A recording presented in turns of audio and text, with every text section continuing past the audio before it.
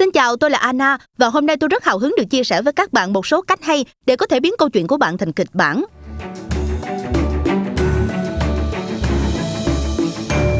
Viết kịch bản có thể giúp bạn kể một câu chuyện hay và sắp xếp cũng như truyền đạt ý tưởng của bạn theo cách quản lý được việc sản xuất.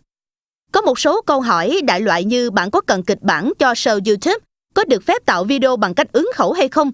Câu trả lời thực sự chỉ phụ thuộc vào loại chương trình mà bạn đang sản xuất. Nhưng tôi ủng hộ mạnh mẽ việc có một kịch bản cảnh quay, rồi sau đó mang lên sân khấu và vui vẻ với điều đó, đồng thời sử dụng nó như một nguyên tắc. Hôm nay tôi sẽ nói về lợi ích của việc có một kịch bản và xem kịch bản giúp bạn dễ dàng hơn trên sân khấu ra sao.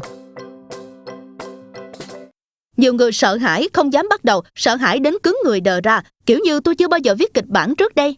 Tôi chưa bao giờ viết kịch bản trước đây. Tôi nghĩ rằng khởi đầu thực sự là phần khó nhất. Cách tốt nhất để bắt đầu viết là cam kết thời gian cụ thể và khiến nó trở thành công việc thường nhật. Điều đó giúp bạn rất nhiều. Nếu bạn tự thấy có trở ngại khi viết, thì điều bạn có thể làm là lấy ngay một phần nhỏ câu chuyện và trau chuốt ở phần đó. Nếu bạn viết kịch bản thì chỉ nên viết một cảnh, bạn biết từ kịch bản đó, hoặc thậm chí chỉ một đoạn đối thoại. Hãy cứ thoải mái nuông chiều bản thân với một cảnh dài 40 trang lan man, vì bạn càng lọc nhiều chi tiết pha loãng và rườm rà xung quanh thì câu chuyện trở nên càng lúc càng rõ ràng hơn. 2 năm trước tôi viết một cuốn tiểu thuyết 200.000 từ. Tựa là Cô gái đồng tính tâm thần trong không gian. Câu chuyện đó toàn là rác rưởi, chẳng có bất cứ ý nghĩa nào. Ai trong chuyện đó cũng bị tâm thần. Nhưng tôi cứ tiếp tục viết, rồi viết mãi không thôi. Và nó đã trở thành tác phẩm Hoa hậu trái đất, một thước phim ngắn dài 12 phút, có ý nghĩa và có dáng dấp của một câu chuyện. Ngay cả khi bạn thấy bản thân viết ra những chuyện vớ vẩn, thì hãy cứ tiếp tục, vì bạn sẽ bước vào thế giới đó và thực sự có thể bắt gặp câu chuyện và nhân vật mà bạn đang tìm kiếm.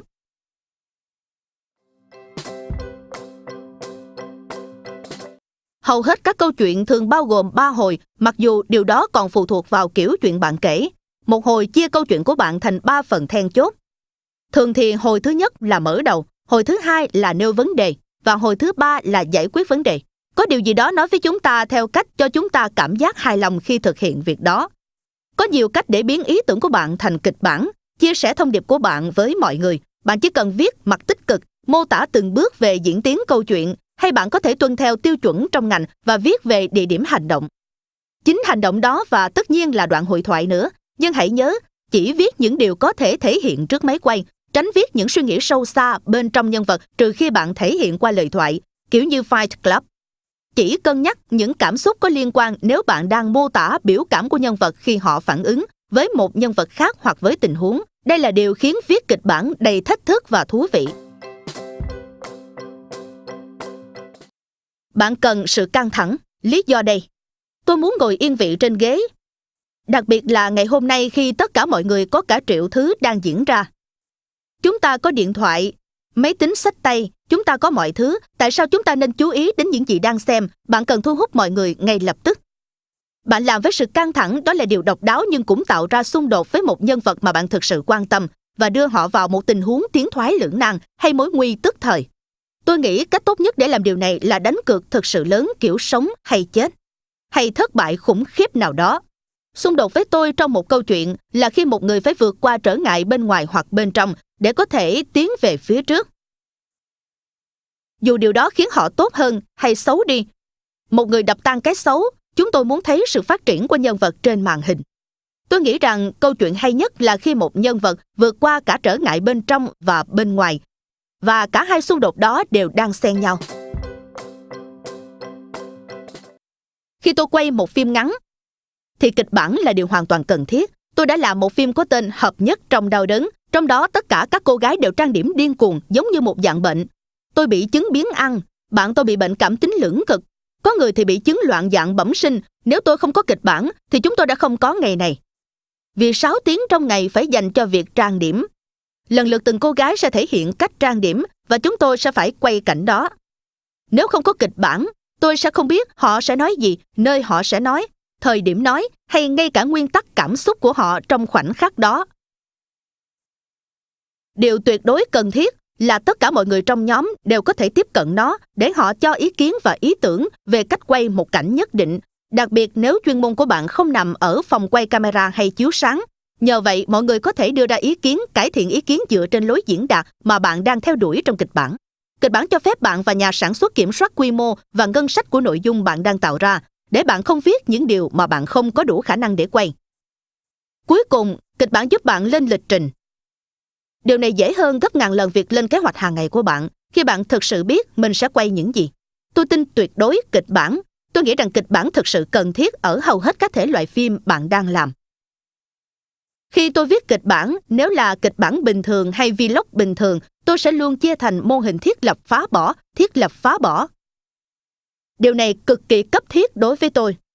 Do tôi làm phim độc thoại với máy quay, rồi cắt bớt đi, khiến cuộc độc thoại bị gián đoạn và xung đột với những gì tôi đã nói trước đó. Với thể loại truyện kể, phim ngắn, tôi không có cách nào làm phim ngắn mà thiếu kịch bản, bởi không hiệu quả về chi phí nếu tôi trình diễn trên sân khấu. Thế nào nhỉ? Có lẽ chúng tôi sẽ quay thử ở đây. Được rồi, chúng ta đã hoàn thành cảnh quay. Có lẽ sẽ đi qua đây. Kiểu này làm lãng phí thời gian của mọi người và bạn chắc chắn sẽ không thành công, ngay cả khi bạn có đến 16 giờ để hoàn thành cảnh quay. Có một cách để tôi chuyển đổi kịch bản thành yếu tố sản xuất. Đó là lướt qua kịch bản với cách đánh dấu màu sắc khác nhau. Mỗi màu đại diện cho một yếu tố sản xuất duy nhất. Màu vàng là đạo cụ, màu hồng là trang phục. Như vậy, bạn hoàn thành được nhờ màu sắc này. Bạn có thể kể sơ lược tất cả những thứ cần thiết để lên kế hoạch sản xuất. Giờ là phần thú vị, kiểm soát ngân sách của bạn và tách kịch bản của bạn. Vâng. Việc có kịch bản sẽ giúp bạn đánh giá ngân sách tổng thể và giúp bạn xác định xem thực tế thì bạn cần tính toán lại điều gì trước khi bấm máy. Điều này có thể rất quan trọng, đặc biệt khi bạn chỉ có ngân sách eo hẹp. Bạn sẽ không hề muốn tiêu xài quá mức cho thứ gì đó bạn thực sự không sẵn sàng. Khi đã đọc kỹ kịch bản và hoàn tất mọi thứ, hãy viết ra tất cả mọi thứ bạn cần để sản xuất tác phẩm của mình. Khi đã giải trình một khoản riêng lẻ, tính toán và tìm ra con số tổng, và tự hỏi bạn có đủ khả năng làm phim này không, với kịch bản có sẵn không. Nếu không thì bạn sẽ muốn quay lại và làm lại các cảnh trong kịch bản, hoặc bằng cách nào đó cắt giảm chi phí. Thậm chí bạn có thể cân nhắc cắt đi toàn bộ một cảnh mà không ảnh hưởng đến diễn biến của câu chuyện. Tôi thích làm nhiều phim hài khoa học viễn tưởng.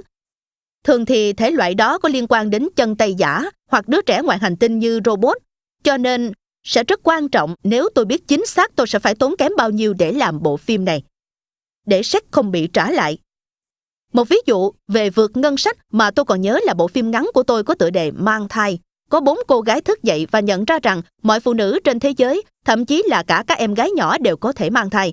Chúng tôi không biết chuyện quái gì đang diễn ra. Với bộ phim ngắn này tôi thực sự phải quay lại và xem xét mọi thứ, vì cẳng chân của trẻ em ngoài hành tinh biết đi, cười và nhảy nhót tốn kém khoảng $2.500 và tổng ngân sách của tôi chỉ khoảng 3-4 ngàn đô la.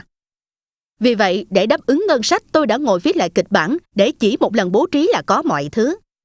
Chúng tôi đã quay một cảnh quay dài thay vì một loạt cảnh ngắn ở nhiều lĩnh vực khác nhau trên thế giới. Điều đó giúp tôi tiết kiệm nhiều thời gian, tiền bạc và dồn mọi tâm huyết vào việc dựng hình một đứa trẻ và chắc chắn rằng chúng tôi có nụ cười đẹp nhất và nó sẽ nhảy cùng một chiếc đàn guitar nhỏ. Điều đó khiến tôi phải đánh giá lại xem nên dành tiền vào đâu trong một phim ngắn như vậy. Tất nhiên là sẽ bán em bé ngoài hành tinh bé nhỏ này và giúp tôi đánh giá lại cách lập ngân sách nói chung. Bạn có thể muốn sử dụng kiểu đối thoại phản ánh tiếng nói của khán giả mục tiêu.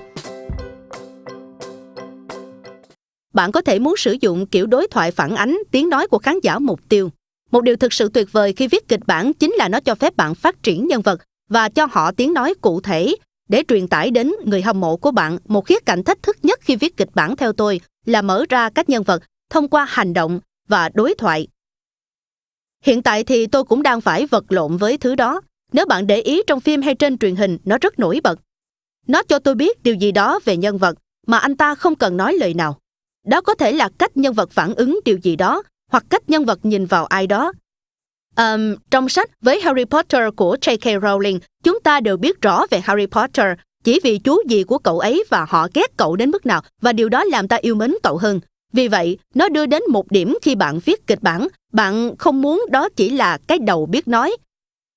Bạn không muốn mọi người chỉ nói về nhau hay nói về chuyện đang xảy ra, hay chỉ làm một cuộc đối thoại vì lợi ích của việc đối thoại. Có rất nhiều ví dụ trong thực tế đời sống khi tôi thấy điều gì đó về ai và biết họ là ai. Chẳng hạn, nếu ai đó ở đằng kia đánh rơi cốc cà phê và từ từ bước ra xa rồi bỏ đi, tôi sẽ biết nhiều về người đó. cuộc đối thoại miễn hành động, tôi cho rằng số 1 là tôi muốn dành thời gian cho việc viết kịch bản. Đó cũng là yếu tố hiệu quả nhất mà tôi từng thấy trên phương tiện truyền thông. Làm thế nào để kịch bản dịch vừa lúc chiếu và mọi người xem trong bao lâu?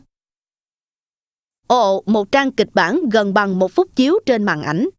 Đó là nguyên tắc chung. Nếu bạn đang thử làm phim kể chuyện ngắn 5 phút, nhưng kịch bản dài 9 trang, thì bạn biết rằng cần phải cắt bỏ nhiều thứ. Bạn có thể đưa vào kịch bản dựa trên mức độ tương tác của người xem. Nếu bạn xem số liệu phân tích trên YouTube và thấy người hâm mộ giảm chỗ nào, bạn có thể muốn nghĩ đến việc cắt tỉa nội dung sao cho ngắn hơn một chút và gần với mức độ tương tác, hoặc bạn có thể chứng kiến tình trạng ngược lại khi người hâm mộ hoàn toàn tương tác và có lẽ khi đó bạn muốn xem xét thêm một chút nội dung vào đó.